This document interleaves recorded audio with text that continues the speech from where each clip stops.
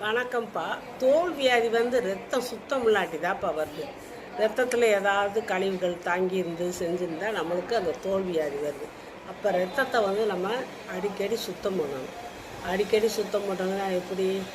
டெய்லியும் கூட நம்ம ஃபாலோ பண்ணலாம். எப்படின்னா, இந்த தக்காளி பழம் நல்லா ரத்தத்தை சுத்தம் பண்ணும்.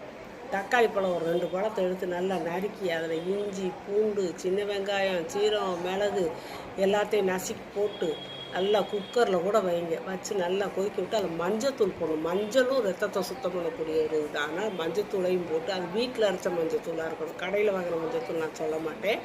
மஞ்சத்தூளையும் போட்டு நல்லா வேக வச்சு அடித்து நீங்கள் டெய்லியும் கூட தக்காளி சூப்பு காலையில் ஒரு 11 மணி வாக்கில் குடிக்கலாம்ப்பா. அப்புறம் இந்த கொத்தமல்லி கீரை இருக்கு இல்லையா, அதை ஒரு கட்டை எடுத்து அவிச்சு 2-3 டம்ளர் தண்ணியை விட்டு நல்லா அவிச்சு அந்த தண்ணியை வடித்து குடித்தாலும் ரத்தம் சுத்தமாகும். அப்புறம் செம்பருத்தி டீ, இலந்தப்பழம், அப்புறம் அந்த கேரட்டு டெய்லியும் கூட ஒரு பச்சை கேரட்டை நல்லா தோலை சீவிட்டு கழுவிட்டு தோலை சீவிட்டு சாப்பிடுங்க.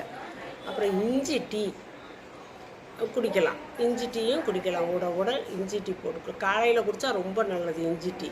அப்படி இஞ்சி டீ குடிக்கலாம். இந்த பூண்டை அடிக்கடி நல்லா உணவில் நல்லா சேர்த்துக்கங்க. இதெல்லாம் ரத்தத்தை சுத்தம் பண்ணும். உங்களுக்கு தோல் வியாதி வராது. வந்தாலும் சரியாயிடும்.